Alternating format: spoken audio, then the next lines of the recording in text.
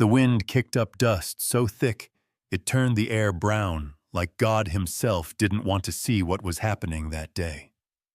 Martha Kohler gripped her skirt with one hand and her daughter's trembling fingers with the other. Her boy Fritz clung to her side like he was trying to crawl back into the womb. The auction yard buzzed with voices too loud and eyes too sharp. Men spat tobacco and laughed with cracked teeth. Women, those who dared come, kept their eyes down and their mouths shut. But not Martha, not today. The Llano County livestock auction wasn't made for widows. It was a place where broken mules, rusted plows, and surplus chickens got sold for scrap coin. It smelled of iron manure and defeat.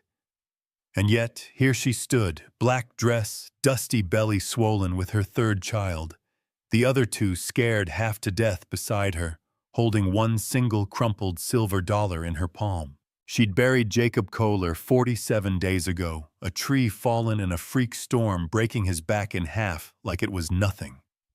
The neighbors sent condolences, a few casseroles, then silence. No men came to chop firewood. No strong hands repaired her leaking roof. No one offered to help before the hard Texas winter rolled in. Martha wasn't looking for charity. She was looking to survive. The auctioneer's voice cracked above the murmuring crowd.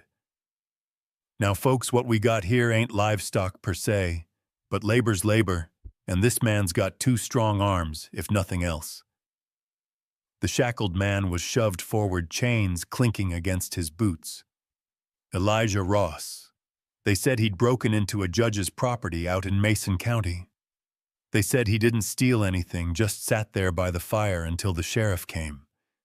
When they asked him why he didn't answer, he was tall, thick in the shoulders, hair dark and tangled like rope soaked in creek water.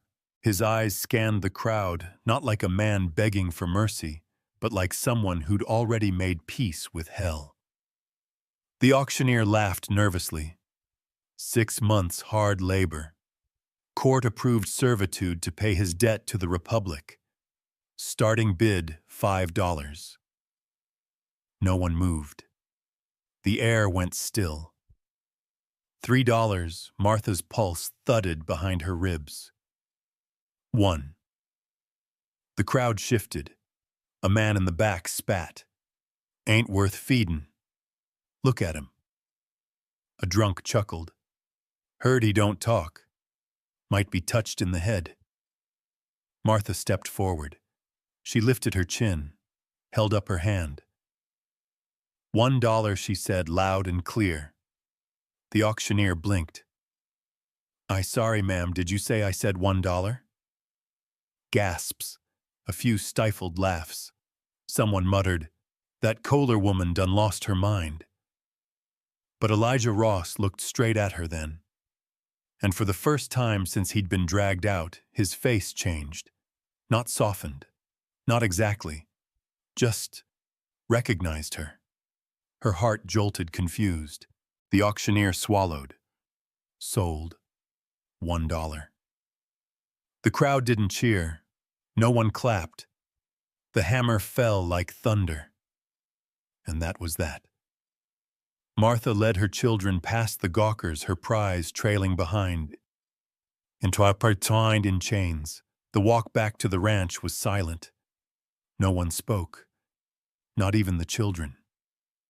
Fritz peeked back at the man over and over. Elsie kept her face buried in her mama's skirts. Elijah walked like someone who didn't expect to be walking at all.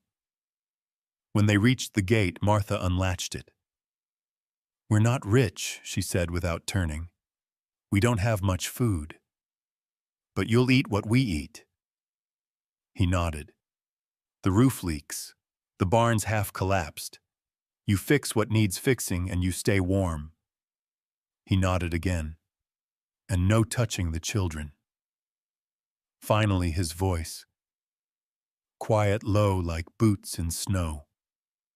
I don't touch what ain't mine. Her eyes flicked to him. For a moment neither of them moved. Then she led them inside. The house was small, 2 rooms. The front room had a stove that groaned in the night. The children slept on cots. Martha's bed was just a straw mattress stuffed into the corner. She pointed to the pantry. "You can take that cot by the door."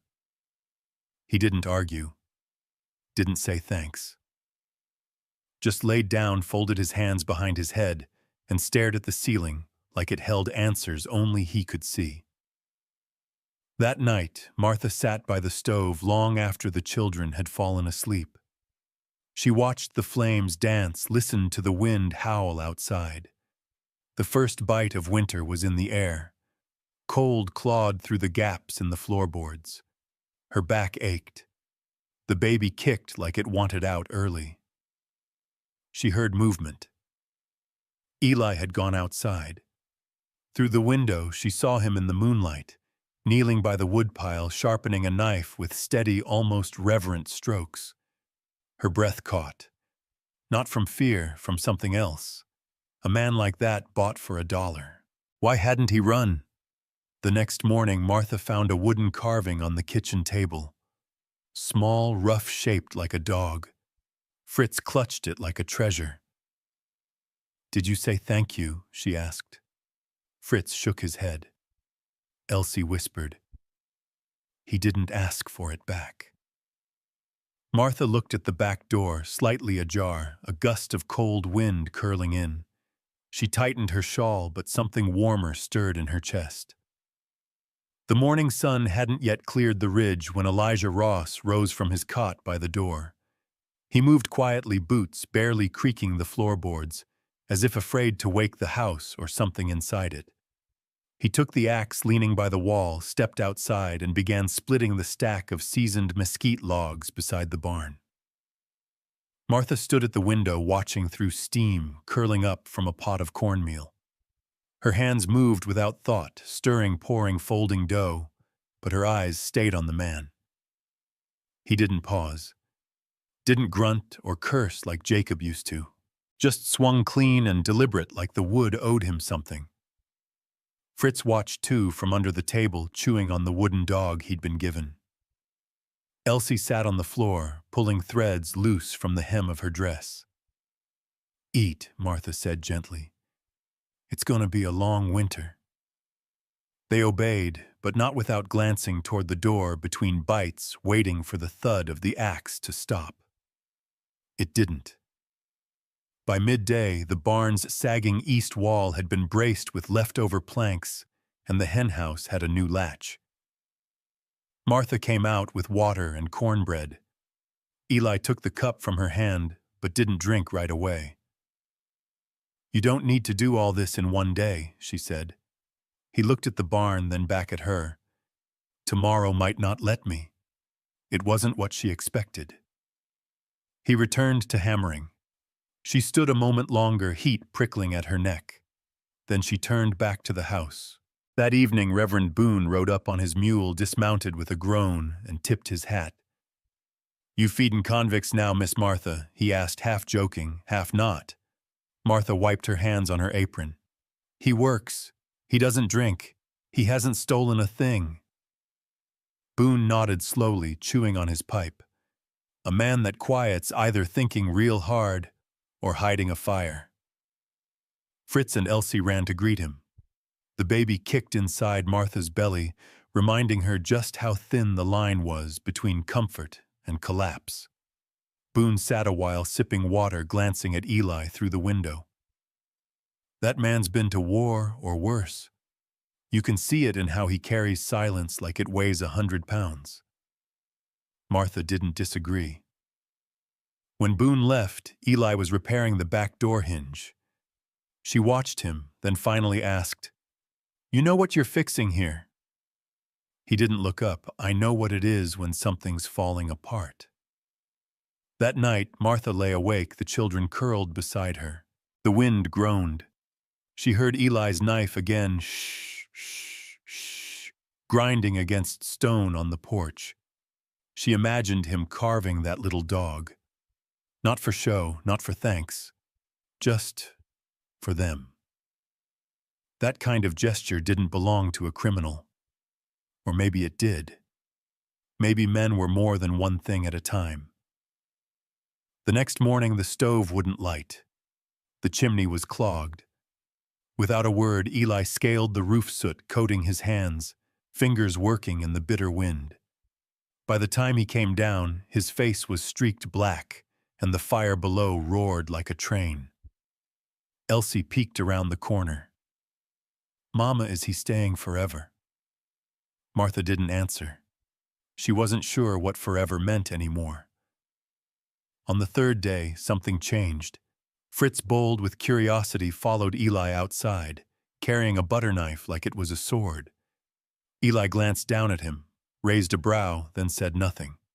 He knelt in the dirt, cut a small stick, and handed Fritz a second knife, the blade dulled safe. They carved in silence, the boy mimicking every motion. By sundown, they'd made 3 tiny horses. Fritz beamed like he'd discovered gold.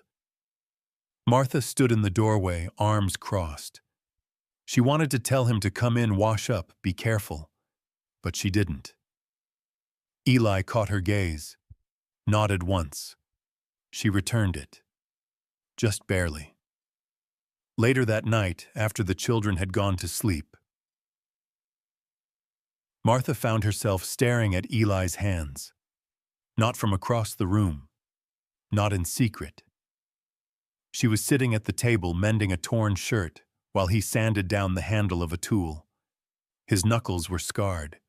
One finger didn't bend all the way, but they moved with precision, delicate even. Not hands of a brute.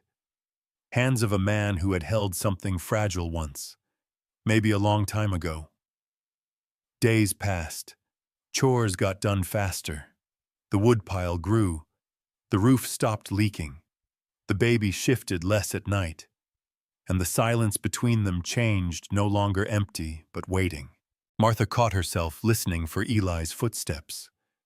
The sound of him clearing his throat before entering a room. The way he sometimes hummed under his breath when he thought no one was near. It wasn't affection. Not yet. It was recognition. Like a song you didn't remember learning, but found yourself humming anyway. Then came the foggy morning when Elsie offered Eli a piece of her bread. Not because Martha told her, not because she was scared, but because she wanted to. Eli blinked, took it, said, "Thank you." 2 words. Simple. Heavy. That night, as frost curled on the windows, Martha sat at the table long after the fire dimmed. She looked around the small room, the children breathing softly in their beds, the cradle half-built in the corner, the tools neatly stacked by the door. Everything was still broken. But for the first time since Jacob died, the silence inside her didn't feel empty anymore. He came in from the porch, wiping soot from his hands. She didn't look up. He hesitated, then said, "The chimney'll hold now." She nodded. "Good." He turned to go, then paused. "Martha." She looked at him. He held her eyes for a moment, said nothing more, just looked like he saw her, really saw her. Then he stepped into the dark, closing the door soft behind him. He had the hands of a killer and the heart of a man who remembered children. The wind had shifted by mid-morning, rolling in low and damp from the hills to the east. A storm was coming slow and sure, coiling behind the gray like a rattler under a porch. Martha stood at the clothesline, her fingers stiff with cold, hanging damp blankets that refused to dry. The air smelled like rain and wood smoke, and something faintly metallic, like something old and rusted, was about to give. She glanced toward the barn. Eli was up on the ladder, driving nails into new shingles with the same rhythm he used for everything, quiet, focused, unrelenting. He hadn't said much all week, but the ranch was transforming under his hands. Inside, Fritz was helping Elsie line up corn kernels to dry by the stove. It had become a kind of game. It almost felt like routine. Almost. Martha didn't hear the buggy until it was too close to ignore. The sharp clatter of hooves echoed down the lane, then stopped short by the front gate. She turned, wiping her hands on her apron, just as Sadie Leclerc stepped down from the driver's seat, all polished boots and wind-kissed curls wrapped in a deep green cloak. Sadie had always known how to make an entrance. Even now, standing in the dust with one hand on her hip, she looked like she belonged in a saloon painting, not a ranch yard. "Well," Sadie said, glancing around, "this place looks a hell of a lot less haunted than the last time I came." Martha crossed her arms. "We've been working." Sadie's gaze drifted up to the roof where Eli had paused mid-hammer. He met her stare, then returned to his nails without a word. Sadie arched a brow. "That the new hired hand. He's temporary," Martha said flatly. Sadie smiled wolfish. "Aren't we all?" Inside, the smell of rain moved in before the rain itself. Martha made coffee, poured 2 cups, and they sat at the table while the children played quietly in the next room. Sadie looked around. "It's warmer in here than I remember." Eli fixed the stovepipe. "And the gaps in the floor." Sadie sipped. "Eli." She rolled the name around like she was testing it for flaws. "Quiet type, huh? He works hard. Doesn't ask for anything." "And you trust that?" Martha looked at her old friend, trying to read where the concern stopped and the curiosity began. "I trust what I see." Sadie leaned forward, elbows on the table. "What I see is a man who doesn't speak unless spoken to, who showed up with chains on his wrists and no past to speak of. That sound like safety to you. He hasn't hurt anyone. Yet." The word landed like a stone. Outside, Eli was coiling rope in the shed. He didn't glance toward the window, but something in the tightness of his shoulders said he'd heard enough. Sadie stepped out a moment later, boots crunching frost-bitten grass. She leaned against the post, arms crossed. "You always been this quiet, or is it just around women with questions?" Eli didn't answer. She smiled. "Thought so." She looked him over, not with desire, but with calculation. "You know folks talk. They say she bought you for $1. Still nothing. But you've done more in 2 weeks than half the men in this town would in a season." He looked up then just once. His eyes weren't angry, just tired, like he'd lived 1,000 winters without ever warming up. Sadie pushed off the post. "You want my advice?" "No." She grinned. "Didn't think so." That night the rain hit hard. The sound on the roof was almost deafening. Fritz crawled into Martha's bed. Elsie followed. The cradle rocked gently, empty for now, but waiting. Martha sat by the stove, staring at the fire. Eli came in soaked, shaking water off his coat. She handed him a towel without speaking. He took it, wiped his face, then stood near the stove, hands out. She didn't know why, but she asked, "Where did you learn to fix roofs?" "Everywhere I've lived has leaked." A simple answer, honest. She smiled. It slipped out before she could stop it. "I think Sadie likes you." He didn't react. "She always flirts when she's nervous." "She should be." Martha looked at him sharply. Why Eli didn't blink? Because nervous people pay attention. And she's right to ask questions. "You hiding something?" He looked at her then, not sharply, not cold, but steady.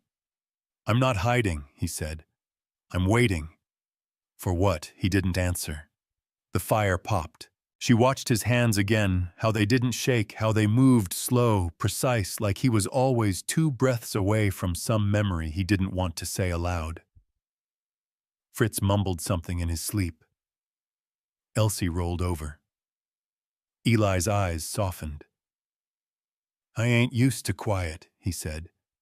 "Not the kind that don't come from fear." Martha understood that. The next morning, the air was thick with damp earth and regret. Sadie was already gone. She'd left a pie on the table still warm. No note. Just her scent lingering like a dare. Martha cut a slice and left it for Eli, but he didn't touch it. Instead, he went back to work the barn, calling his hands like it needed them to stay standing. By sundown, the sky had cleared. The clouds peeled away to reveal a bruised kind of blue. Martha stepped outside and watched Eli finish securing a beam. She didn't speak. He came down the ladder, not looking at her. But just before he passed, he said low and steady, "That song you hum at night. It has a name, but I remember it better when you don't. That song died with Jacob, or so I thought." The first snap of the storm hit like a gunshot. The back shutters slammed against the frame. The lantern swayed from the rafter, throwing shadows that jittered across the walls like ghosts with unfinished business. Martha leaned against the table, both hands bracing her weight. Her stomach had been tight all day, the baby shifting like thunder under her skin. The fire in the stove hissed as wet wind slipped through the cracks in the boards. Fritz and Elsie sat huddled on the cot, clutching blankets. Eli was outside again, checking the barn door, reinforcing the window planks, his silhouette slicing through the rain every few minutes. When he came in, soaked through and mud up to his knees, Martha didn't say a word. She handed him a towel. He nodded once, wiped his face, and moved to the hearth, the heat clinging to him like something earned. Then the pain came sharp, low, like something tearing from the inside. She grabbed the edge of the table, knuckles white. Mama Fritz whispered. Martha shook her head, breath caught between her teeth. "Go to the back room. Take Elsie. Stay together." The children obeyed, but not before Fritz stole one worried glance at Eli, who hadn't moved. "Is it time?" Eli asked. "No," Martha snapped. Then another wave of pain hit harder this time, and she nearly dropped to her knees. Eli caught her by the elbow. She jerked away. "You don't have to be here, I know. You've done enough, I know. The storm's bad. You can leave. Now, I'll be fine." He looked at her like she was speaking nonsense. "You think I stayed this long for a roof over my head?" She didn't answer. The wind howled like a thing alive. The rain beat against the windows like fists. He moved to stoke the fire. "You're in labor. You need help. No midwife can get through this storm." "I'm not a midwife," he said. "But I know what to do." That stopped her. He met her eyes. "I've done this before. Once." She wanted to ask more, but the pain curled her in half. He helped her into the cot, brought blankets, heated water, laid down towels. The same hands that fixed her porch now folded clean cloth like he'd done it 100 times. Through the haze, she watched him calm, focused, every movement careful. Not panicked, not wide-eyed like Jacob had been when Fritz came early. Eli didn't flinch when she screamed, didn't speak unless he had to. Only once did she see anything crack. When the baby's first cry filled the room, he caught the child in his hands, pink and small and wailing like thunder made flesh. He stared at her like he was afraid to breathe, like something sacred had just broken loose in him. Martha blinked through tears and sweat chest heaving. "Is she?" "She's perfect," he said, voice like gravel wrapped in velvet. He wrapped the baby in his shirt and held her against his chest. His eyes were wet. Not from pain, from something older, deeper. He turned to Martha. "She looks like you." Martha smiled, weak, lost in a world between fever and flame. Then through the haze, "Why do you know that song?" He froze. "What song? You said you remembered it better when I didn't." He sat beside the bed, still holding the baby. "I heard it once," he said, "a long time ago. When Jacob sang it, he shook his head. Before him." Her heart stuttered. "I was 17, he said slowly. "You were 15. Jano wasn't your home yet. You'd come to town for trade. Your father was yelling at the blacksmith. Mine was drunk. You ducked under the post table and shared half your bread with me." The memory slammed into her like a wave. No, couldn't be. "Elijah," she breathed. "Ross." He nodded once. "You were Clarabelle Fisher back then. Before Jacob. Before this land. You had a braid down your back and eyes too proud for someone that's scared." She sat up barely. "You left. They said your family moved east. That you died in the war." "I almost did," he said. "I came back with nothing. No name. No place that wanted me. I heard your name at the auction yard, and I knew." She stared at him, unable to form words. The fire crackled between them. "You knew me?" she asked finally. "All this time I never forgot." She wiped her face with one trembling hand. "I thought you were dead." "I was," he said quietly. "But you're the first thing that ever made me want to come back." She looked down at the baby sleeping now against his chest. Her mouth opened, then closed, and then, like breath rising after drowning, something broke loose in her, soft and full and real. "You should have told me." "I wanted to," he said, "but you looked at me like a stranger, and I didn't want to steal what wasn't mine." "You never had to," she said. He looked at her, and in the hush between lightning and thunder he whispered, "Martha, I knew your name before the world forgot it." The baby was born just before dawn, her first cries swallowed quickly by the lingering storm. The wind had softened to a low groan, the kind that slips under doors and curls around sleeping bodies. Inside the small ranch house, the fire in the stove still burned low, and steam rose from the pot where Eli had warmed the water over and over through the long, brutal night. Martha lay quiet, her breath shallow, one hand draped across her stomach, the other open at her side like she'd been reaching for something in a dream. Eli sat in the rocking chair, with the baby pressed to his chest, wrapped in a shirt that still smelled faintly of pine smoke and sawdust. His hand cupped the infant's head thumb, brushing her tiny ear, as if to reassure himself she was real. He hadn't spoken in a while, not because he had nothing to say, but because if he opened his mouth, he was afraid he might break. Martha stirred. He looked over just as her eyes opened slow and heavy. "How long?" she whispered. "Couple hours," he said. "You slept hard." She turned her head slightly. "She all right? She's perfect." He rose carefully, carried the baby over, and laid her gently in Martha's arms. Martha's lip trembled as she looked down. A soft gasp caught in her throat. "She's so small."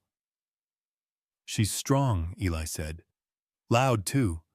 Screamed like a warrior soon as she hit air." That pulled a tired laugh from Martha. Then a wince.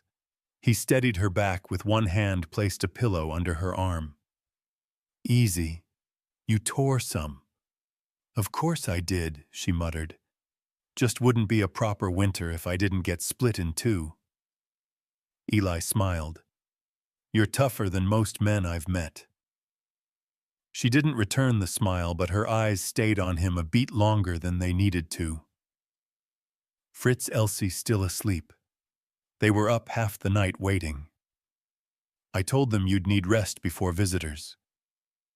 Martha nodded, then quieter. You stayed.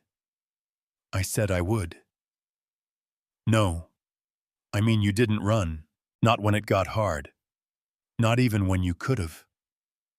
He knelt beside the bed. That part of my life's over, Martha. She brushed a finger down the baby's cheek. Did you mean it? She asked, voice like thread. What you said. About remembering me. He nodded. I didn't remember you, she said, almost ashamed. Not until you told me. I wasn't someone worth remembering back then, he replied. But you gave me bread when I hadn't eaten in 2 days. I carried the sound of your voice in my chest for years. She blinked fast, but didn't look away. I thought I was buying a stranger that day, she said, and instead, I brought home the past. He looked at her and really looked with that same heavy quiet he always wore. You didn't bring me back, Martha. I came because I heard your name, and because after all this time, I still wanted it to be mine. Silence settled between them. Not empty, not awkward, just full of the weight they'd both been carrying too long. The door creaked. Small footsteps shuffled in. Fritz peeked around the doorway holding Elsie's hand. She's here, he asked. Martha smiled. Come see your sister. They crept in slowly like the baby might explode if they moved too fast. Eli helped lift Fritz up so he could peer over the blankets. She's got your nose, Fritz whispered. Elsie climbed onto the bed and touched the baby's hand with one finger. She's soft. Martha looked at Eli. You held them too. When they were born, he shook his head. Wasn't there? Martha's voice broke. Well, you're here now. She looked down again at her baby girl.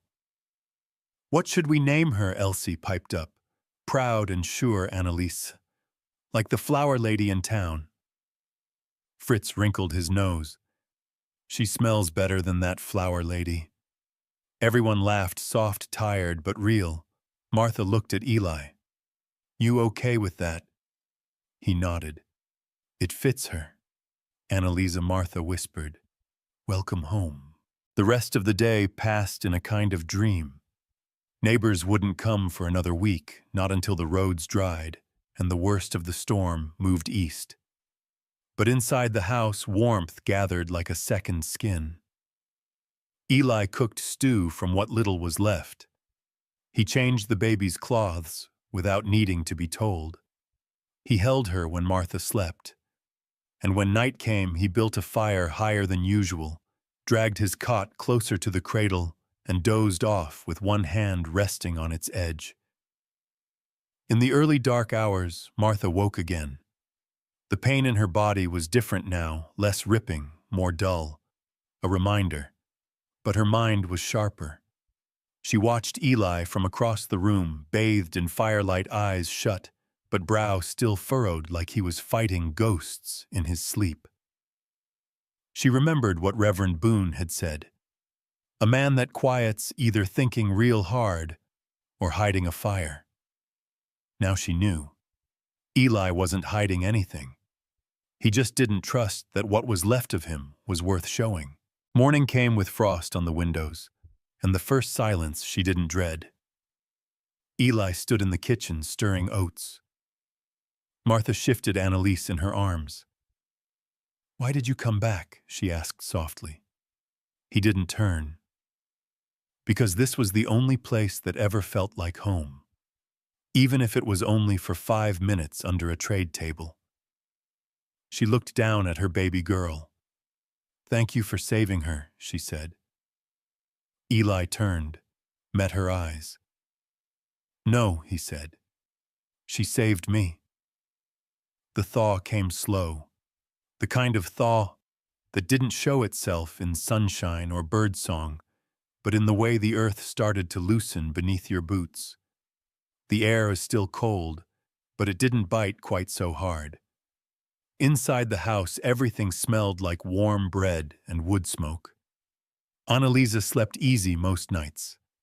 Fritz and Elsie adjusted quickly to the new rhythm, one that pulsed around a cradle instead of absence.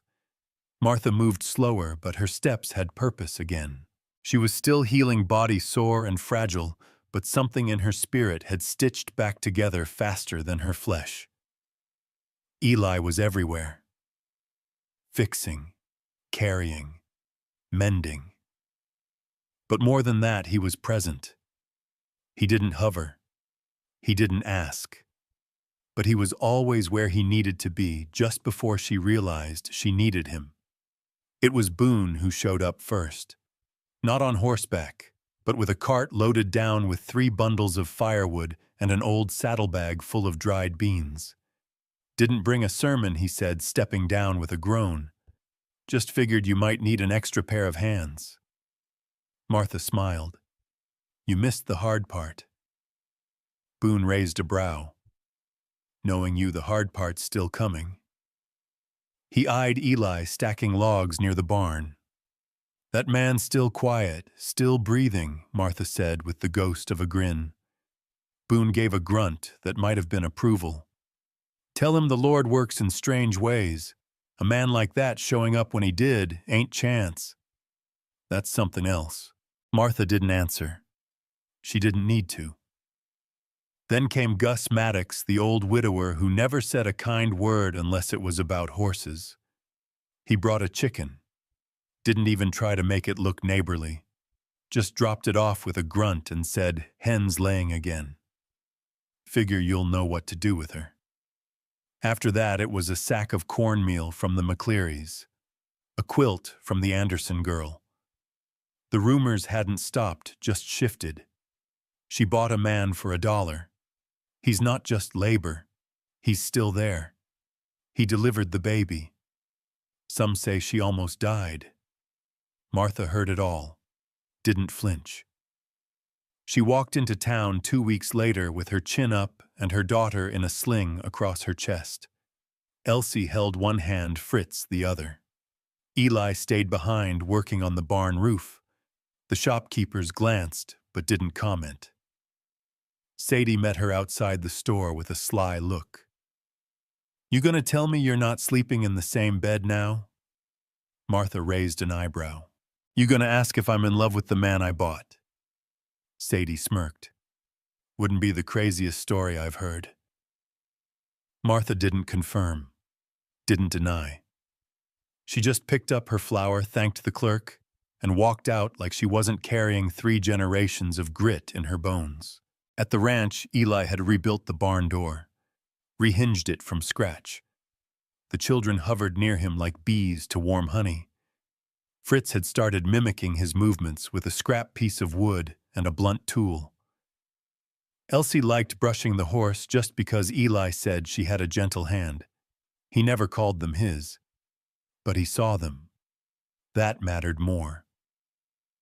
That night, Martha stood by the stove while he carved by the hearth. Annalise was asleep. The children had gone quiet early.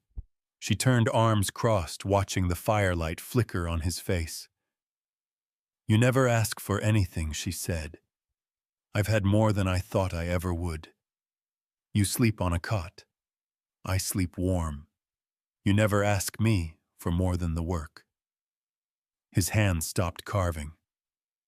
I've never had the right to ask for more. She walked to the table, laid a silver dollar down between them. He looked at it. Then at her, Martha. She didn't blink. $1. That's what it cost. That's what you said. He stood slowly, walked over, picked up the coin, held it between his fingers like it meant the weight of the world. You offering to buy me again? She smiled. No. I'm offering to start over. He set the dollar back down. Marry me, he said, or I'll keep paying you $1 every year until you say yes. She stared at him, felt everything in her chest pull tight. Is that a threat? It's a promise. She turned away just enough to hide the smile that wouldn't stop pushing through. They didn't talk about dates. They didn't talk about dresses or churches or guests. They just let the moment settle, like seeds in good soil. The next day, Boone returned. I heard a rumor, he said, eyes twinkling. Tell me I get to stand under the apple tree again. Martha chuckled. If it still blooms. Always does, Boone said. Even after the storms. That night, Eli sat beside the cradle, sharpening his knife with slow strokes. Martha watched him from the doorway. You nervous? She asked. He didn't look up. No, he said. Just waiting for the next thing that wants to test me. She tilted her head. Like what? Like a town that don't think I belong. Like a world that don't know what a man like me is worth unless he's chained. Martha walked over, sat beside him, laid her head on his shoulder. Then let them come, she whispered. They'll learn soon enough. Spring came in quietly, as if the land didn't want to spook it.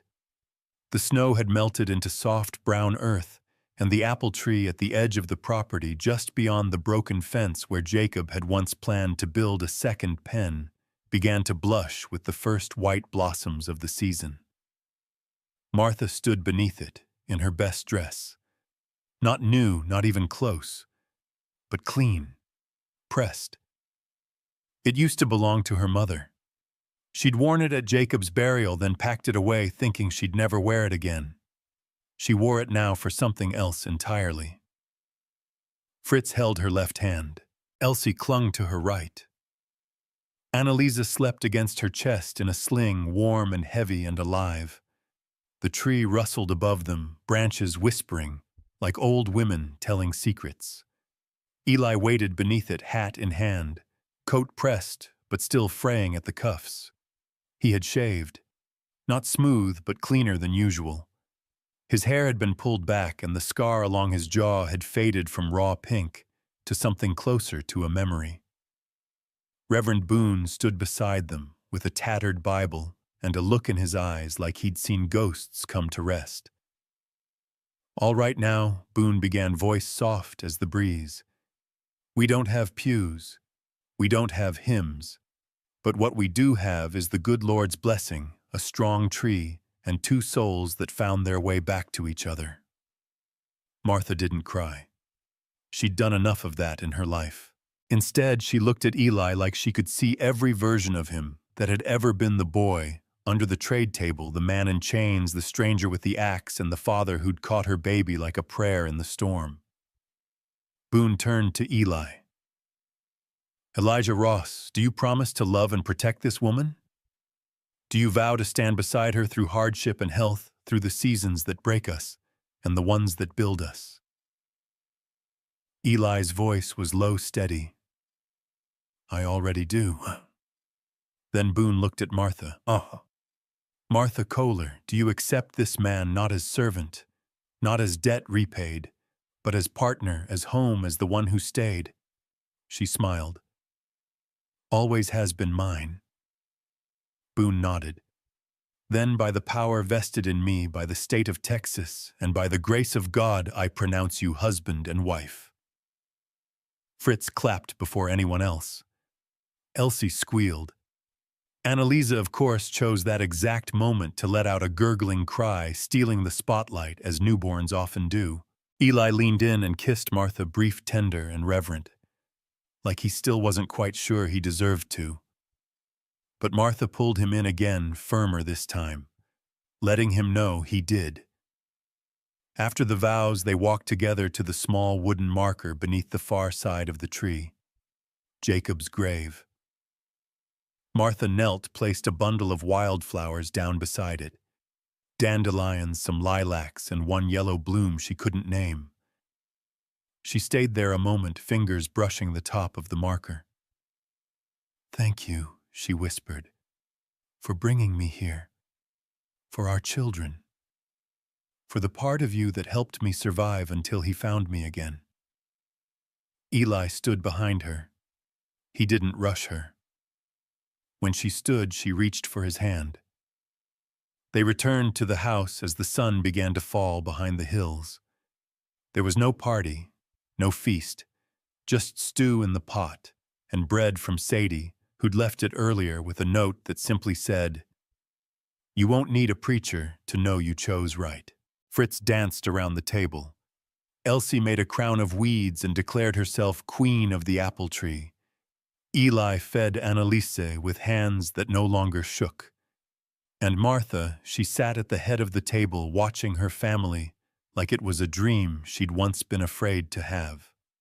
Later that night, when the children were asleep, she and Eli stood out on the porch. The stars stretched wide, clear, and clean like they'd been hung up just for them. "I don't know how to be a husband," Eli said. Martha leaned her head on his shoulder. "I don't know how to stop missing someone who's gone." He nodded. "We'll figure it out." "You're not Jacob," she said. "No, and I don't want you to be." Eli reached into his coat pocket and pulled something out. It was the same silver dollar. He laid it gently on the porch rail. "I think I owe you this back." She looked at him. "You keep it," she said, "to remind you what a hell of a deal I got." He laughed, a deep, rare thing that made her chest ache in the best way. A breeze rustled the apple blossoms. Annalise stirred in her crib. And for the first time since she could remember, Martha felt like the house wasn't just shelter. It was home. The years didn't rush. They never do when you live close to the land. They passed slow and steady like wagon wheels over well-worn trails, sometimes bumping, sometimes smooth, always moving forward. Spring after spring, the apple tree bloomed. And every year Martha stood under its branches, measuring how tall the children had gotten. Fritz grew into his father's build, broad across the shoulders, quiet in the eyes. But his hands, those belonged to Eli. Careful, deliberate, always building something.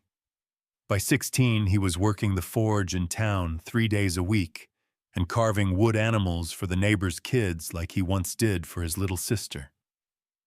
Elsie became a school teacher just like she swore she would, rode her mule into town each morning with a basket of fresh bread and books under her arm.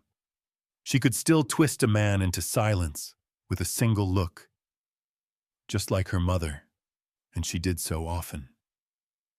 And Annalise. Annalise ran wild. Her hair was the color of wheat fields at sunset.